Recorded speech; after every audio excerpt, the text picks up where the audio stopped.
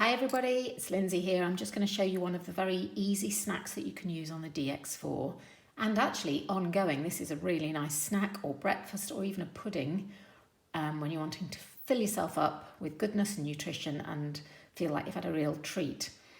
I tend to go to Aldi and I buy occasionally yogurts, which are really yummy yogurts with a lid on.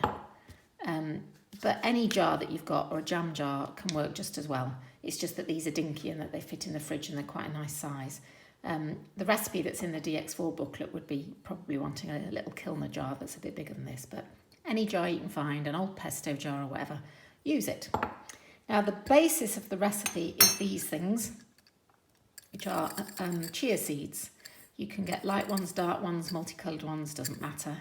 Chia, if you don't know, is full of protein and good omega oils, so it makes you feel full.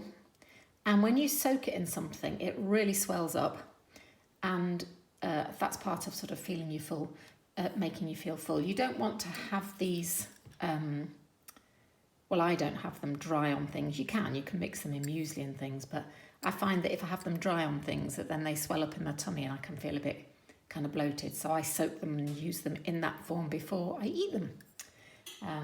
So the recipe says 40 grams of chia seeds. Now I've weighed that and it's about 1.5 ounces, so a smidge over.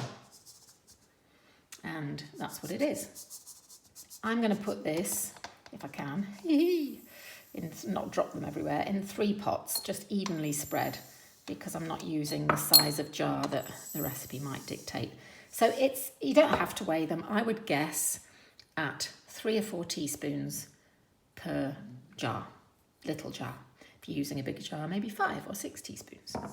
So there we go. You'll soon get the measure of it because they soak up the moisture and you kind of can tell from the texture that it's all fine. And then I am using actually this roasted almond oat drink. You could use any oat milk or any other milk if you want to, but the roasted one's quite nice because it gives it a bit more flavour. Yum, yum, yum. Just put those in there. You can see already, if you're able to, that the chia seeds have sort of floated on the top. Some have sunk, some have floated, and the milk bit is sort of almost separate. So worth giving them a shake or a stir in a moment. And then I'm using a vanilla essence. And the vanilla extract, this is a really nice quality one, because then it hasn't got any other additional ingredients, but it smells lovely. Vanilla naturally has a sweet taste. So it says add a splash. So that's what I'm going to do. If you like it more vanilla-y, add a bit more. And then because these came with a little kind of rubbery lid, I can put the lid on and give them a good old shake. Now what you'll find is that you shake it up and it's all fine, and then in about an hour's time, if you look at it, the chia has gone a bit gloopy and stuck together, so you give it another stir or a shake. Just whenever you next open your fridge, no big deal. So those can sit in my fridge for a couple of hours. I can grab them when I want to. And then the recipe suggests that you might put sunflower butter on top, or I guess you could use cashew nut butter or almond butter or something. And then decorate it with some almonds to give you some nice crunch and some texture, maybe a bit of grated pear or a bit of apple.